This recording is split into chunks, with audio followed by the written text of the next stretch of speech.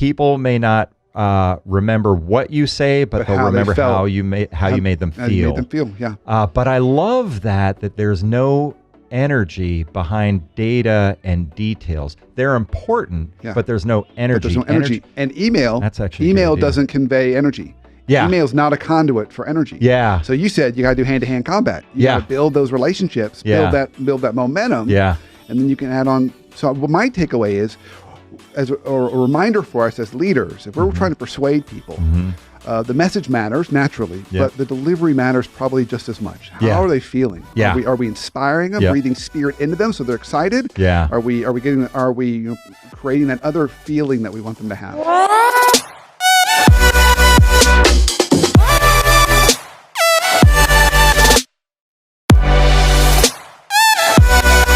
This is the Brandon Smith Show, and I'm your host, Brandon Smith, and the entire purpose of this show is one singular thing, and that's to help you live your life that much more free from dysfunction.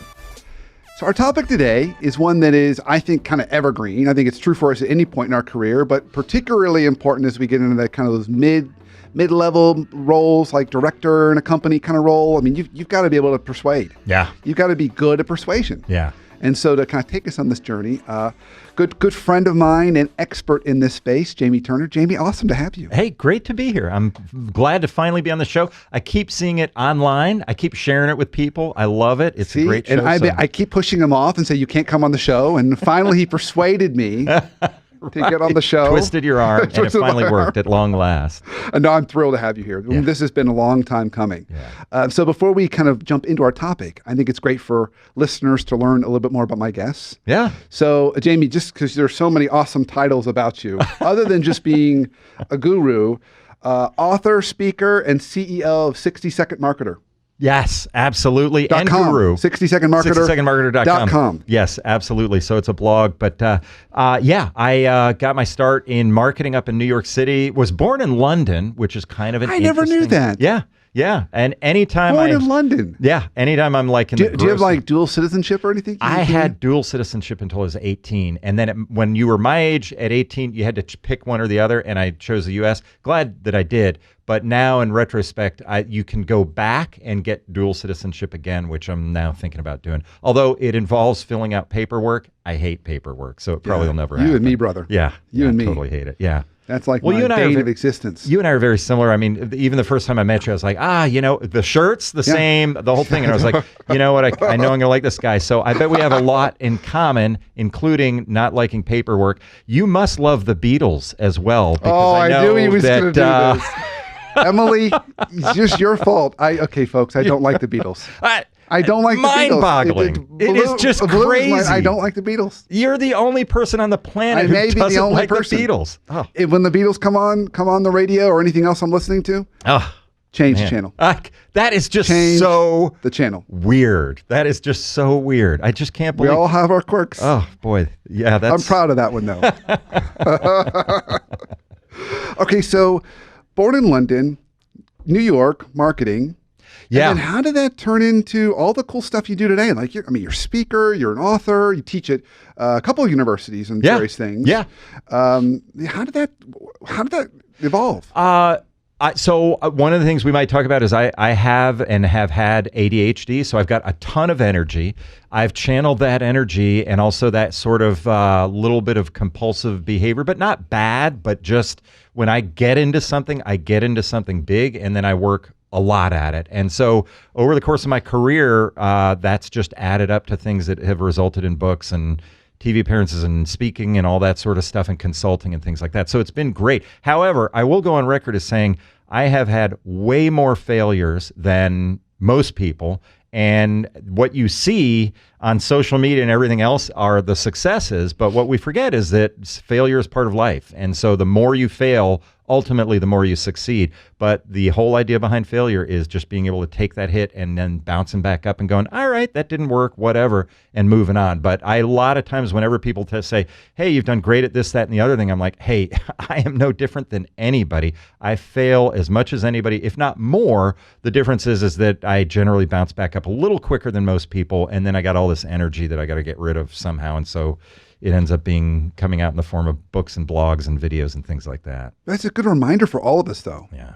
both in terms of putting ourselves in those places of discomfort. Yeah. But also, when you see someone who's super successful, know that behind her or him, there's a lot of wreckage back there. I mean, a lot of wreckage. That's exactly right. People, we were talking before the show about, well, I put a whole bunch of money into this thing and it didn't quite work out. Right. And I've got all those stories too, where you try stuff. Yeah, But absolutely. you just say, okay, well, I learned from that, and then let's move on into the next thing. Yeah, absolutely. In fact, I did a social media post, and it was one of the more popular ones I did. And here's what it was. I was in Milan. It was for a speech. It was Milan Fashion Week by chance. It just was happening at the same time I was there. So all these glitterati are there. All these beautiful people are there. They're walking around. And I get on the social media thing, and it's a video. And so I'm saying, here I'm in Milan. It's Beautiful People Week, all that sort of stuff. And I said, this is not reality.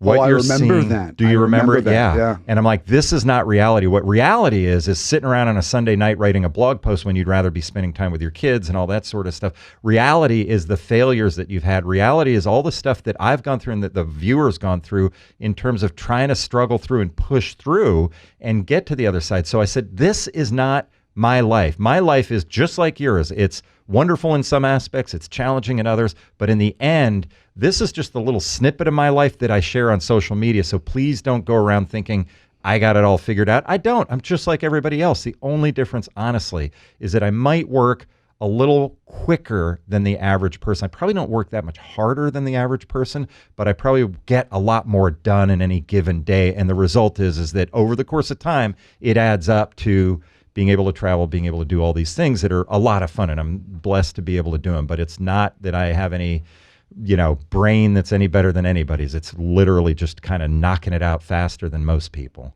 Yeah, I would say that I want to switch to our topic in a minute, but the one thing as you were talking, while I may not be a big Beatles fan, I am a really big baseball fan. And part of what I love about baseball is lots of numbers, lots of measurement happens in baseball. Uh-huh. And part of what they do in baseball is they rank, so teams in your division, a lot of what correlates to winning and losing is run differential. Uh-huh. So they'll say, all right, over the course of a season, how many runs did you score? Uh-huh. How many runs did you give up? Yep. And the team with the biggest differential is typically the one who's on top of the division after 162 games. Yeah. And what's really interesting is at the end of the day, it all comes down to singles and walks. Oh, really? Yeah. Instead of grand slams and stuff like that. And Wow. so people think in their career and life, it's like, that. the big home run. I No, like it's just that. singles and walks. But you do it over a long period of time. Yeah. You're going to score more runs than anyone else. That is a great way to explain that. That's great. I love that. It's just put out some posts, try some stuff every day, every day, and you don't have to go for the big. Because I often see so many people that want the big grand slam in the ninth inning. Right. Well, that's sexy. Yeah. But that's really more luck than anything else. That's when something goes viral. Right. You can't really control that. You can't. But you can do singles and walks. Yeah. You can do that. That's fascinating. I love that. Another interesting thing is that we do have something in common. You hate the Beatles, and I hate baseball. So the bottom line is we both hate I saw his something. body language change when I said baseball. He was like, where are we going with this? But see, I hope he's not going to ask me a question like, what is it, earned run average or something, because I won't be able to tell him. It's okay. It's okay. I forgive you. Thank you very much. All right, so let's talk about this topic of persuasion. Yeah. So here's what goes on. All of us can benefit from being better persuaders. Everybody listening to this podcast right now and watching it on TV right now is sitting around going, there's something in my life that has happened where it didn't turn out exactly the way I wanted it to. It might have been I didn't get the promotion. And you look at, hey, that other person got the promotion, I didn't. Why is that? Or it might be that you didn't end up getting the client that you thought you were going to get. Yeah. Hey, I did everything that I thought was right. It might even be bigger things like, hey, how come I can't get my city or my state to listen to me and change the law based on this when it makes so much sense to change the law? All of those things happen in our lives. And the people who have figured out how to use persuasion techniques better than other people are the ones who get the new job or get the raise, or the people who get the new client, or people who are able to move communities to behave the way they should in terms of improving life in the community. So I started looking at all this and realized there's kind of 4 categories of persuasion that you can start thinking about. The first is mindset, and we're going to come back to that in a second. The second is mentoring. And how mentoring, of course, is how do you mentor people that you're around. The third is management. How do you lead teams? I'm sensing a theme with M's. Very good. We're going with M's. Yeah, very good. And then the fourth is marketing. So all of those things, mentoring, So mindset, mentoring, management, and marketing. Good. Very good. Okay, got it. And I'm having to look at my cheat sheet. You didn't even have to look at my cheat sheet to remember all 4 M's. I'm impressed. You got a better memory than I do. That's for sure. But the starting point for all of this is mindset. Mindset is, how do I talk to myself in a way that will frame my world and help me move forward in my world? And so a lot of times what people don't realize is successful people work on their mindset first and their skill set second. So the first thing that they do is figure out how to think about things, how to fix that. Most people actually work on their skill set first, and they reach a certain plateau and they don't get to the next level. And they're like, I've got all these skills. How come I'm not getting to the next level? And the reason is because they're not working on their mind. So work on your mindset first and your skill set second. And I got to figure you do a lot of that. I don't know if you do affirmations, or you might have talked about things like that on the show. Yeah, it's funny. We haven't really talked about that as much on the show, but I think it's really important because the self-talk that we have is important for us. And I know some people, clients of mine, and their self-talk is primarily negative, which is really holds them back. Yeah. It can help in terms of refining detail, but it's not really going to help them take maybe more risk. Yeah. Because if you're always thinking, I'm never good enough, Yep. then why put myself out there to try something big or accept the big promotion? Yeah. And so I generally, when I think about my self-talk, which is a lot, my wife likes to joke because I walk around talking to myself all the time. Right. Thank goodness that technology has caught up. So they just go, well, he's on a phone call. No, right. I'm not. No. I'm just talking to myself. But generally, it is positive self-talk, Well, which I think is important. It is, and you just touched on something else there, which was an element of discomfort. They might not take the promotion, and they might not see themselves in that role. That's a second tip when it comes to mindset, is that when you move towards comfort, your world shrinks. When you move towards discomfort, your world expands. And what I mean by that is, all of us like comfort. That's normal. But if you stay in the same job, if you stay in the same rut, if you stay in the same thing that you're doing, it doesn't matter. Ultimately, your world starts shrinking. So comfort is actually not necessarily something that's good. Discomfort, or mild discomfort, is actually good. That means you're expanding your world. You're taking on the new job. You're reading the new book. You're going to the new restaurant even. It doesn't really matter. You're trying all these new things. Your world starts expanding. So those two things are important. One is work on your mindset first, your skill set second. And the other is understand that when you move towards comfort, your world shrinks. When you move towards discomfort, your world expands. So I think I get it, but how does that connect to persuasion? Help us see that. Help us see that connection. Okay, that's a great segue, because my brother once said to me about somebody that we knew who was very smart and not succeeding. And my brother said his first line of code is wrong. And I said, what do you mean by that? First line of code is wrong. Yeah. Interesting. Isn't it interesting? Yeah. He said, you can have the most brilliant software code that has 1 million lines of code in it that are brilliant. If that first line of code is wrong, the other 1 million lines don't matter, because they won't work no matter how much you do. The first line of code is broken. So he said, you got to get your first line of code right. So the first line of code is things that are positive and affirmative, and things that you tell yourself, hey, I'm meant to do this, or I'm following my passion, or I can do this. So if you work on that mindset and get that first line of code right, so that you end up doing things that are kind of expansive and good, then you can move on to the second M, which is mentoring. Now I'm good enough with myself, and none of us, by the way, are ever good enough. We're always a work in progress. But now I know enough and have enough wisdom where I can move on to the second thing, which is mentoring and talking one-on-one to other people. So let me give you this. I think I might be blending a couple together with this story. That's all right. But I had a story with someone I got connected to this week. And I said, sure, I'm happy to have a call and help you out. And it's a guy who he's in a startup incubator, and he's building a startup, and he, of course, naturally has to go around and get funding. Super excited about his product when he talks to me about it. But he says every time he starts talking to people, he gets really, really anxious, and he's suffering from public speaking kind of phobia and fear, whether it's asking for money or whatever. And what came out of our conversation was he's worried about being rejected, or he's worried about something they're going to do to him. Yeah. And I said, well, just try and shift that. And rather than worry about what they're going to do to you, try and get excited about what you're talking to them about. So say to them, hey, I'm really excited about this business I'm building. Would love to talk to you about it because I think the world really needs it.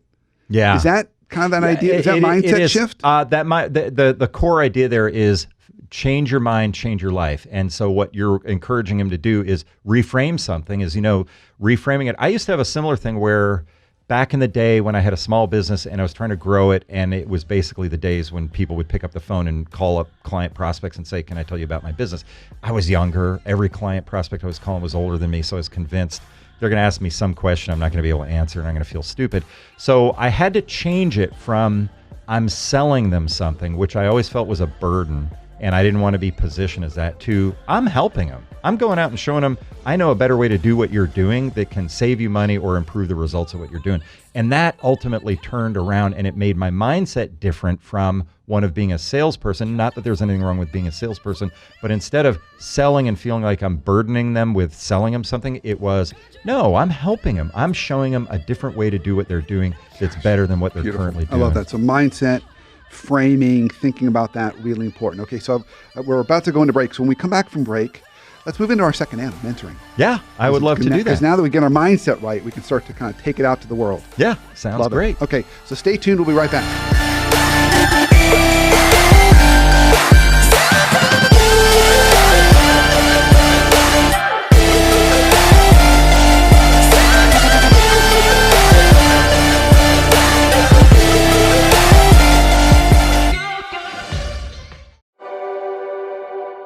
Here's your coaching minute for the week, presented to you by the Leadership Foundry.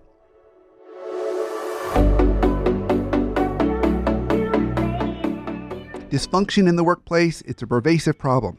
Here's a simple tip to eliminate dysfunction, both in your team, but even in the environments around you. Clarify your team members' roles, goals, and responsibilities. So just spend some time thinking about, does all of my team know? Does each of them know what their role is, what the goals are of the team, and their responsibilities? If the answer is yes, you right there eliminate 50% of all the dysfunction that could come up in your team. If the answer is no, think about how you could do that better. When we don't do that, one of two things happens. Either people overlap work and they step on each other's toes, or you have one person carrying much bigger load while a couple other people are hanging out not doing near as much work. It's one of the big problems in the nonprofit world, is a lack of clarity around roles, goals, and responsibilities. So focus on those three things, and I promise you, not only will you eliminate dysfunction, it's going to make your workplace that much more enjoyable.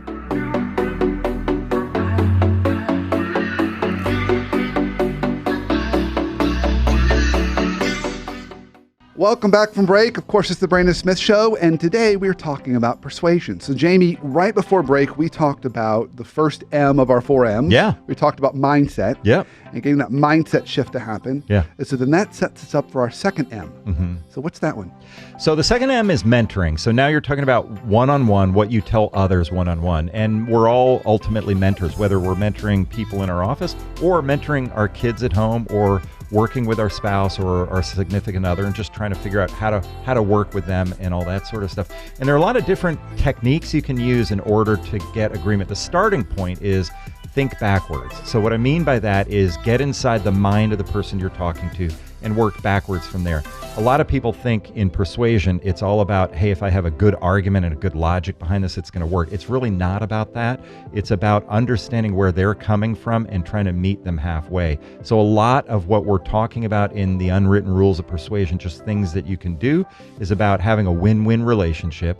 Thinking backwards is the starting point for that, where you go, what is on their mind? What is in their best interest? How can I work backwards from there and kind of meet them halfway? Now, there are little techniques you can use along that journey. One is using tag questions in order to get your first little yes. A tag question is sitting down with a mentor. Let's say you're talking to somebody in the office and you got to coach them and mentor them and something like that. And you may have to have a tough conversation with them. But what you want to do is start out with something that's agreeable, that gets them just sort of comfortable. So you start out with a simple thing like, hey, isn't the weather great today? Or, hey, aren't the Olympics fascinating? Or whatever it is, something that just gets them nodding in agreement. Aren't you glad it's Friday? Yeah, I'm glad it's Friday. And then you go, good, because you won't be here on Monday. No, I'm kidding. That was a joke. No, you just say, aren't you glad it's Friday? Yeah, I'm glad it's Friday. And then you just kind of go in and just kind of ease them into the conversation, get them nodding in agreement on things. And then that really works out really well. Another last one is, and this is something that is called the but eraser. We've all used the word but in our dialogues with people. A lot of times we don't realize that the word but erases everything that came before it.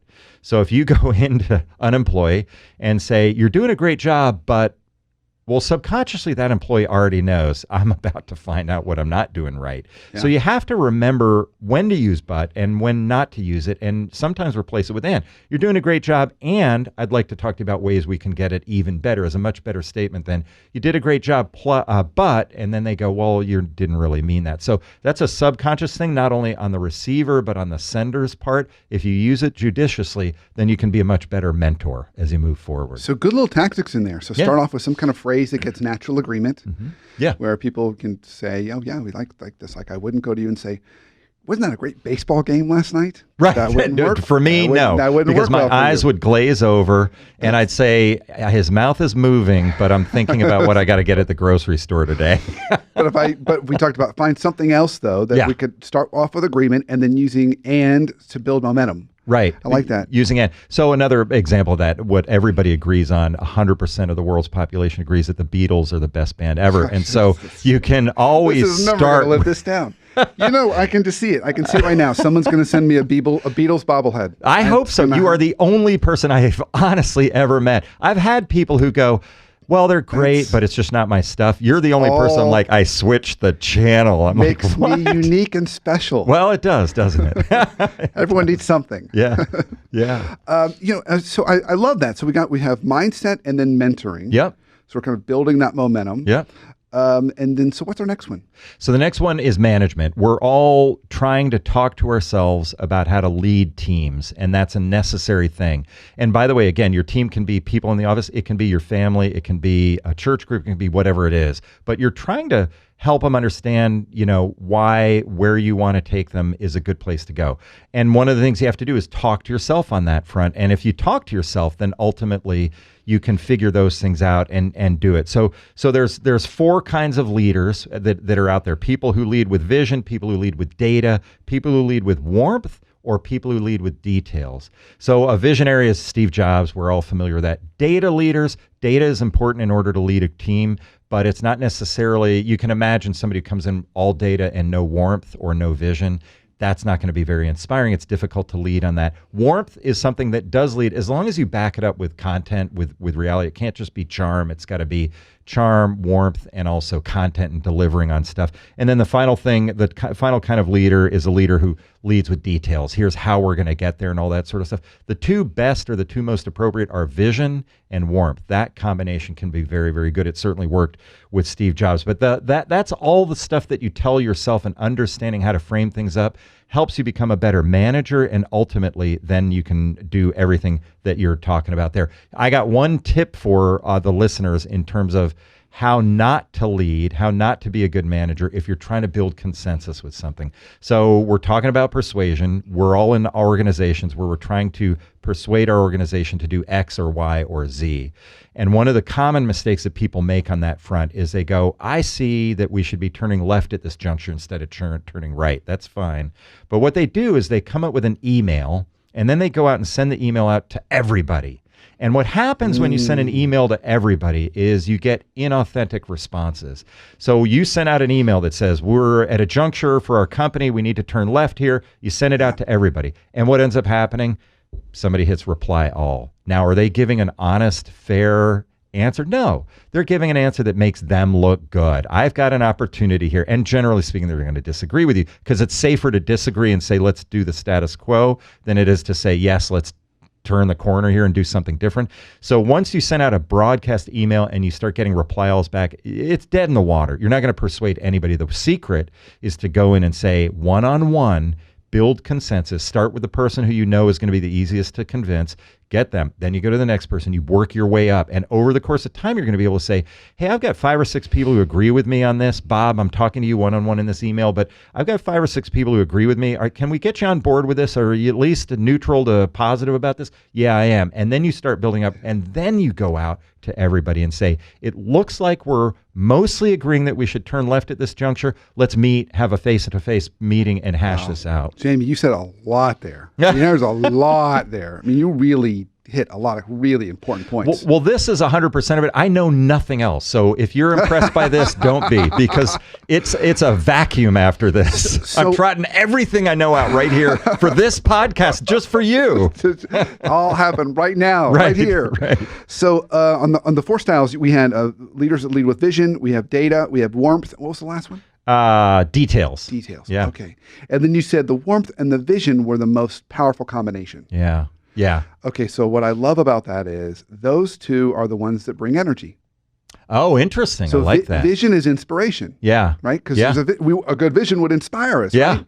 And then the warmth is energy. So yeah. how do I feel? Yeah. The other two are, there's no energy. Yeah. So I hadn't thought of that, but that's a great insight. There is no energy. And it reminds me, I don't know if it was Oprah Winfrey, somebody said, people may not remember what you say, but they'll remember how you made them feel. Yeah. But I love that there's no energy behind data and details. They're important, but there's no energy. But there's no energy. And email doesn't convey energy. Yeah. Email's not a conduit for energy. Yeah. So you said you got to do hand-to-hand combat. You got to build those relationships, build that momentum. Yeah. And then you can add on. So what my takeaway is, as a reminder for us as leaders, if we're trying to persuade people, the message matters naturally, but the delivery matters probably just as much. How are they feeling? Yeah. Are we inspiring them, breathing spirit into them so they're excited? Yeah. Are we creating that other feeling that we want them to have? So I can piggyback on that. I speak all over the place. I had an older brother who's had a pretty good career, but I'm talking to him about staying in shape, looking youthful, having energy on stage. And he literally turned to me and he was like, why is that important?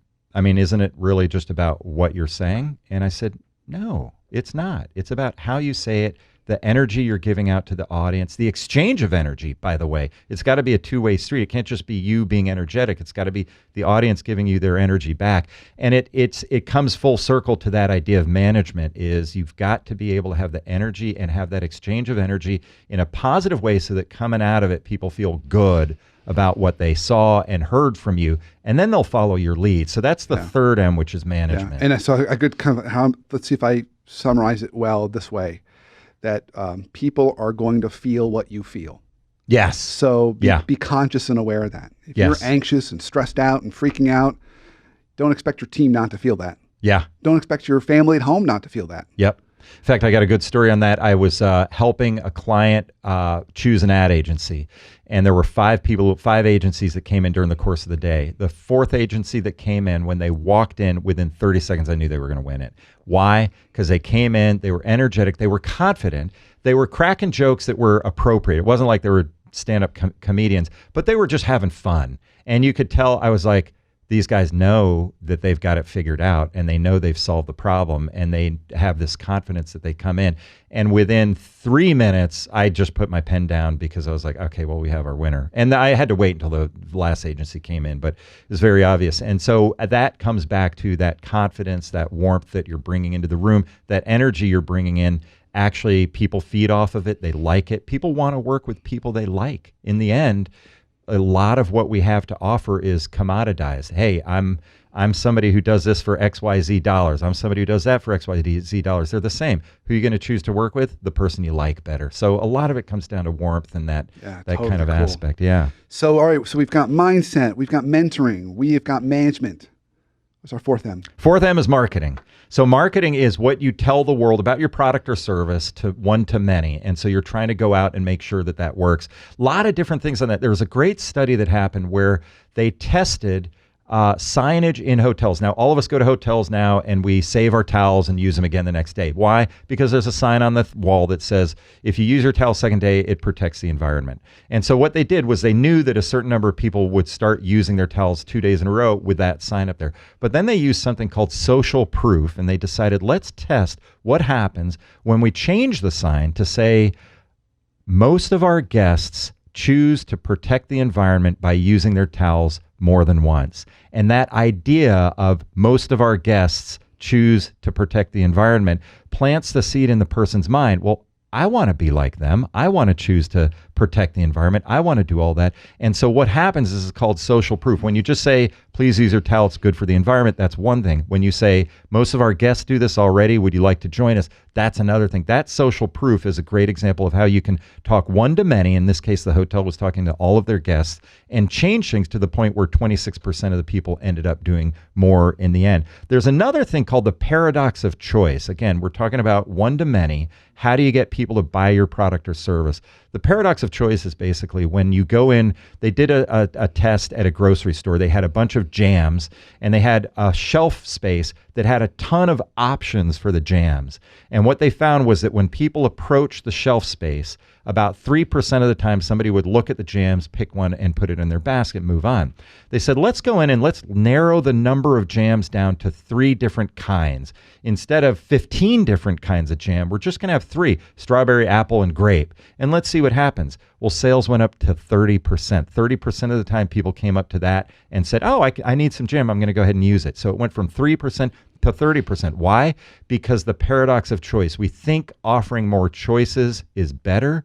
The reality as a marketer is offering fewer choices makes the person's mind come in and go, oh, I can pick between 3 really easily because I hate strawberries, I hate apples, and I'm going to go with grape. But if you have all of these different choices, then all of a sudden the mind gets confused and you go, you know what, maybe I don't need jam after all. So it's kind of interesting. It's counterintuitive, but that's basically one of the things there that really works out. Yeah, so I think if we, I notice we're already at time here, we're getting close to it, but if I think about applying that into our world, I'm thinking to myself, yeah, so don't just go into an environment where I'm working with a client or, let's say I'm a director or vice president in a company and I got to, get my boss to agree to something. Don't just go in and say, well, let's talk about it. Present some choices. Yeah. But don't present 20 choices. Right. Present like 3 choices. Yeah. And you know what you can do on that is you can say, there are 20 different routes we could go.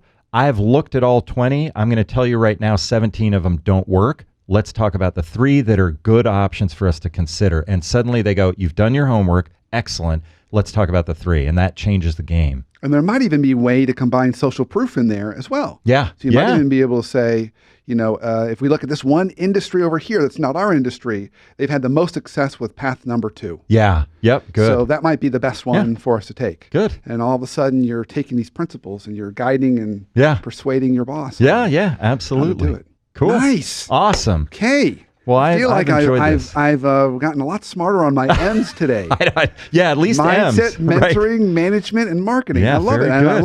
love how they kind of build on each other. Good. I'm glad you liked it. Well, I ask all my guests this question, Jamie. Yeah. So hopefully you're ready. It has nothing to do with baseball or the Beatles. Yeah. So those are bees. Yeah. Can use bees today. What's one life hack you have for us to help us live our life a little more free from dysfunction? So it could be personal or professional. Yeah.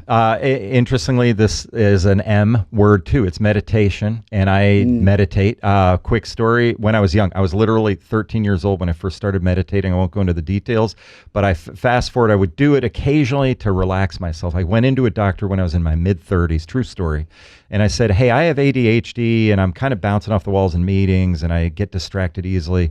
Can I get on Ritalin? And the doctor actually said, you don't want to be on Ritalin. You'll be on it the rest of your life.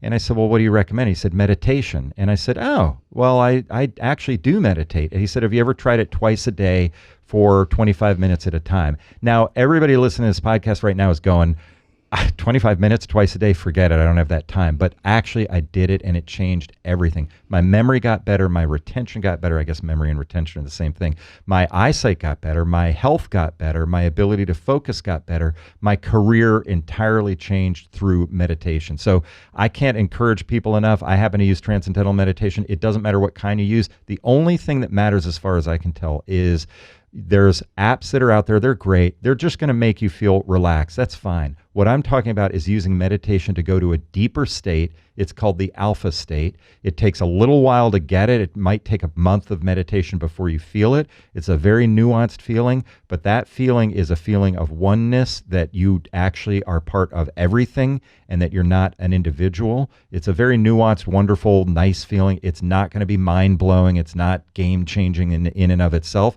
but the outcome is that you feel more at peace, more engaged, more present in all aspects of your life. And it's changed my life dramatically. And I really always talk about using it for other people because it can be really effective for your career life as well as your personal life. So, I'm sorry, I was meditating. Good. So, Jamie, that's awesome. I love it. If people want to learn more about you, reach out to you, connect with you, where can they go? Yeah, a couple of things. You can literally just Google Jamie Turner. My name is spelled Jamie and then Turner, and I'm on the first page all over the place. And that because there's nobody else named Jamie Turner in the United States, apparently. And then also 60secondmarketer.com. You can go to jamieturner.live. And the final place is to go to YouTube. I got a new YouTube series out called In 60. Just go to YouTube and search for Jamie Turner. And you've been posting those on LinkedIn. Been doing it everywhere, yeah. Yeah, so those are really good. Oh, good. Thanks a lot. Really well done. Thanks a lot. Really well Thank done. you. Yeah. And thank you for listening and watching the show. Of course, watch and catch a new show every Sunday on Facebook Live. And if you're not subscribing already to iTunes, definitely subscribe so you can listen to our show on demand. And if you are subscribed, please rate and review our show. That's how we kind of grow our tribe and get more people to discover all the good stuff that we're talking about here today to make your life and everyone's life a little more free from dysfunction. So until our next show, have a great week and an awesome life.